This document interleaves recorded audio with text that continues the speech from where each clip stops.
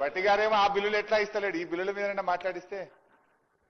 Sir speaker sir, గౌరవ శాసనసభ వ్యవహారాల మంత్రి గారు ముఖ్యమంత్రి గారి తరఫున వారు కొత్త మున్సిపాలిటీలను ఏర్పాటు చేస్తూ కొన్ని మున్సిపాలిటీల్లో గ్రామ పంచాయతీలను చేర్చుతూ ముఖ్యంగా సంగారెడ్డి జిల్లాలో నిర్ణయాన్ని గతంలో ఇచ్చినటువంటి ఆర్డినెన్స్ ను ఈ సభ ఆమోదానికి తీసుకురావడం జరిగింది.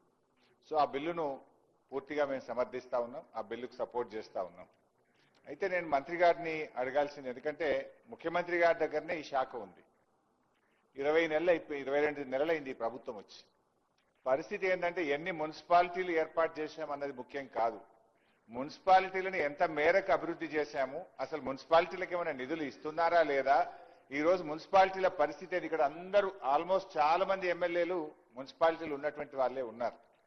నేను నా సిద్దిపేట దగ్గర కూడా మున్సిపాలిటీ ఉంది, దాదాపు 1,20,000 ఓట్లు ఉంటాయి అధ్యక్ష.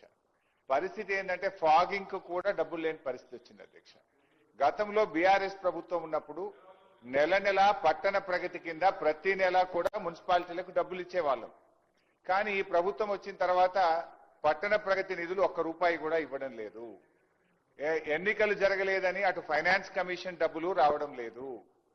పైగా ఎల్ఆర్ఎస్ గతంలో మీరే మా మీద ఆరోపణలు చేశారు, బీఆర్ఎస్ ప్రభుత్వం పేదల నుండి డబ్బులు వసూలు చేస్తా ఉంది, రక్త మాంసాలు పిలుస్తా ఉన్నారు. కాంగ్రెస్ వస్తే ఉచితంగా ఎల్ఆర్ఎస్ చేస్తాం, ఫ్రీగా చేస్తాం. ఆ రోజేమో నో ఎల్ఆర్ఎస్ నో బీఆర్ఎస్ అన్నారు. కానీ ఇవాళ మాత్రం బరాబర్ పైసలు కట్టాల్సిందే అని ప్రజల దగ్గర వసూలు చేశారు. మరి ఇప్పుడు అదే ప్రజలు రేపేమంటారు, నో ఎల్ఆర్ఎస్ నో కాంగ్రెస్ అనే పరిస్థితి కూడా వస్తుంది. అయితే ఇక్కడ పాయింట్ ఏంటంటే నేను ఎల్ఆర్ఎస్ గురించి ఎందుకు తెచ్చానంటే, ఆ రోజు మా ప్రభుత్వం ఉన్నప్పుడే ఎల్ఆర్ఎస్ జీవో తెచ్చాం. ఆ జీవోలో చాలా స్పష్టంగా ఏం చెప్పినామంటే, సర్టెన్ అమౌంట్ ఆఫ్ మనీ ఆ మున్సిపాలిటీ అభివృద్ధి కోసం కేటాయించడం జరుగుతుంది, సర్టెన్ అమౌంట్ ఆఫ్ మనీ ఆ అర్బన్ డెవలప్మెంట్ అథారిటీ అభివృద్ధి కోసం కేటాయించడం జరుగుతుంది. మరి ఎల్ఆర్ఎస్ మీద వచ్చిన డబ్బులు ఎన్ని, దాన్ని ఎప్పట్లోగా మున్సిపాలిటీలకు అందిస్తారు, ఆయా పట్టణ అభివృద్ధి సంస్థలకు అందిస్తారో దయచేసి మంత్రి గారు చెప్పాలని నేను కోరుతా ఉన్నా. వచ్చిన డబ్బు ఎంత, వాటిని మున్సిపాలిటీలకు పట్టణ అభివృద్ధి సంస్థలకు ఎప్పట్లోకి ఇస్తారు. ఎందుకంటే ఒకవైపు మీరు పట్టణ ప్రగతి బంద్ చేసిండ్రు, ఫైనాన్స్ కమిషన్ కేంద్ర ప్రభుత్వం బంద్ చేసింది, రాష్ట్ర ప్రభుత్వం నుంచి నయా పైసా మున్సిపాలిటీలకు ఇవ్వడం లేదు. ₹1 లేకుండా మున్సిపాలిటీలు ఎలా కొనసాగాలి. కనీసం ప్రజలు కట్టిన డబ్బు, మా పట్టణం అభివృద్ధి చెందుతుందని ప్రజలు కట్టిన డబ్బు ఆయా మున్సిపాలిటీలకు చట్టంలోనే ఉంది, ఆనాడిచ్చిన జీవోలోనే ఉంది, దాన్ని ఎప్పట్లోగా చెల్లిస్తారో స్పష్టంగా ఈ సభకు చెప్పాలని నేను శ్రీధర్ బాబు గారిని కోరుతున్నాను. మీకు కూడా మంతని మున్సిపాలిటీ ఉంది, మీకు కూడా డబ్బులు వస్తాయి, అసలు ఇస్తారా ఇవ్వరా. ఇప్పుడు స్టాంప్స్ అండ్ రిజిస్ట్రేషన్ ద్వారా ఆ మున్సిపాలిటీలో ఎన్ని రిజిస్ట్రేషన్లు అయినా దాంట్లో కొంత పర్సెంటేజ్ ఆ పట్టణ అభివృద్ధి సంస్థకి ఇవ్వాలి, అది బంద్ చేసిండ్రు. స్టాంప్స్ అండ్ రిజిస్ట్రేషన్ డబ్బు ఇయ్యరు, ఎల్ఆర్ఎస్ ఇయ్యరు, తర్వాత పట్టణ ప్రగతి ఇవ్వరు. ఏం మరి మున్సిపాలిటీలు ఎట్లా నడవాలి అధ్యక్ష. మేము ఇన్ని మున్సిపాలిటీలు ఏర్పాటు చేసినాము, కొత్త మున్సిపాలిటీలు పెట్టినామని చెప్పడం కాదు కదా, ఆ మున్సిపాలిటీల పరిస్థితి ఏంది. ఇవాళ మున్సిపాలిటీల్లో మున్సిపల్ కమిషనర్లు చాలా చోట్ల లేరు, శానిటరీ ఇన్స్పెక్టర్లు లేరు, అదేవిధంగా మున్సిపాలిటీల్లో ఇంజనీర్లు లేరు, అంతా అయోమయం. మీకు స్టాఫ్ లేదు, ప్లానింగ్ లేదు, ఏర్పాటు చేసుకుంటూ పోతా ఉన్నారు. కొత్త మున్సిపాలిటీలు ఎన్ని ఏర్పాటు చేస్తుందో దానికి అనుగుణంగా ఇంజనీర్లను, శానిటరీ ఇన్స్పెక్టర్లను, కమిషనర్లను, సిబ్బంది నియామక ప్రక్రియ కూడా చేపట్టండి, పోస్టులు కూడా శాంక్షన్ చేయండి. ఇవాళ నా దగ్గర 3 శానిటరీ ఇన్స్పెక్టర్లు ఉండాలి నా టౌన్ లో, ఒక్క సింగిల్ శానిటరీ ఇన్స్పెక్టర్ లేడు, 3కు 3 ఖాళీ. అంటే మీరు ఈ రకంగా ఉంటే ఎట్లా. మీరు ఇంకా కొత్త మున్సిపాలిటీలు ఏర్పాటు చేస్తున్నారు, మరి దానికి అనుగుణంగా ఉద్యోగ నియామకాలు జరుగుతున్నాయా, పోస్టులు శాంక్షన్ చేస్తున్నారా, ఆ ప్రక్రియ కూడా చేపట్టాలని చెప్పి నేను గౌరవ మంత్రి గారిని నేను కోరుతా ఉన్నా. అధ్యక్ష, ఇంకో విషయం కూడా ప్రభుత్వం దృష్టికి తేవాలనుకుంటున్నా.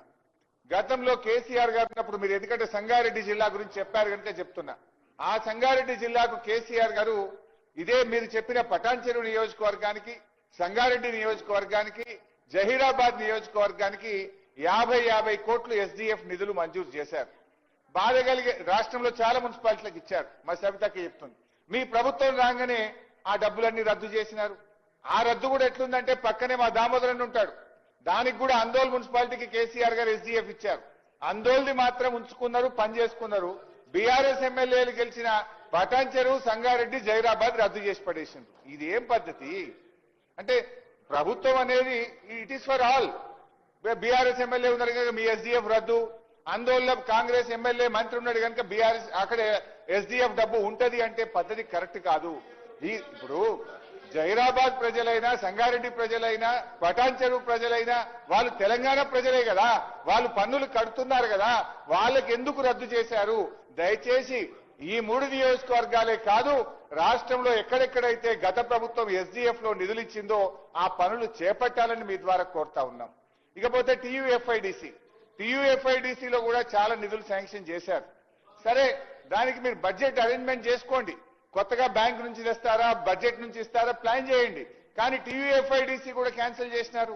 ఇవాళ ఎక్కడెక్కడైతే ప్రతిపక్ష ఎమ్మెల్యేలు ఉన్నారో, మా జిల్లాదే చెప్తున్నాను, ఆందోళనలో మంత్రి గారు ఉంటే టీయూఎఫ్ఐడిసి మా గవర్నమెంట్ శాంక్షన్ చేసిన పనులు అవుతున్నాయి. పక్కన జైరాబాద్ బంధు, సంగారెడ్డి బంధు, సదాశివపేట బంధు, పటాన్ చెరువు బంధు, దుబ్బాక బంధు, రాష్ట్రంలో మా బీఆర్ఎస్ బీజేపీ ఎమ్మెల్యేలు ఉన్న చోట టీయూఎఫ్ఐడిసి బంద్ చేశారు. మా పొన్నమన్న దగ్గర కూడా నడుస్తుంది టీయూఎఫ్ఐడిసి. అదే మా సిద్దిపేట జిల్లాల సిద్దిపేట బంధు, దుబ్బాక బంధు, గజ్వేల్ బంధు, చేర్యాల బంధు, ఒక్క పొన్నమన్న దగ్గర మాత్రం టీయూఎఫ్ఐడిసి నడుస్తుంది. ఎందుకు? అక్కడ కాంగ్రెస్ ఎమ్మెల్యే. ఇది కరెక్ట్ కాదు. సో దయచేసి మా సబ్మిషన్ మీతోని ఎల్ఆర్ఎస్ డబ్బులు విడుదల చేయండి, అదేవిధంగా స్టాంప్స్ అండ్ రిజిస్ట్రేషన్ డబ్బులు విడుదల చేయండి, పట్టణ ప్రగతి డబ్బులు విడుదల చేయండి. ఎన్ని మున్సిపాలిటీలు ఏర్పాటు చేశామన్నది ముఖ్యం కాదు, ఆ మున్సిపాలిటీల్లో అభివృద్ధి జరుగుతుందా, మున్సిపాలిటీల్లో సిబ్బంది ఉన్నారా అనే విషయాన్ని కూడా మీరు గమనంలోకి తీసుకోవాలని, స్పష్టంగా ఎల్ఆర్ఎస్ డబ్బులు ఎప్పుడు ఇస్తారు, మరి అదేవిధంగా టీయూఎఫ్ఐడిసి, ఎస్డీఎఫ్ పనులు గత ప్రభుత్వం మంజూరు చేసిన కొనసాగించాలని మీ ద్వారా వారిని కోరుతున్నాను. అధ్యక్ష సార్, ప్రతి సందర్భంలో కూడా హరీష్ రావు గారు సార్ బిల్లు ఒకటి ఉంటే వారు వేరే విషయాలు మాట్లాడతారు. సార్ ప్రజలను, సభను ప్రక్కదారి పట్టించే కార్యక్రమం చేస్తారు వారికున్న అనుభవం ద్వారా.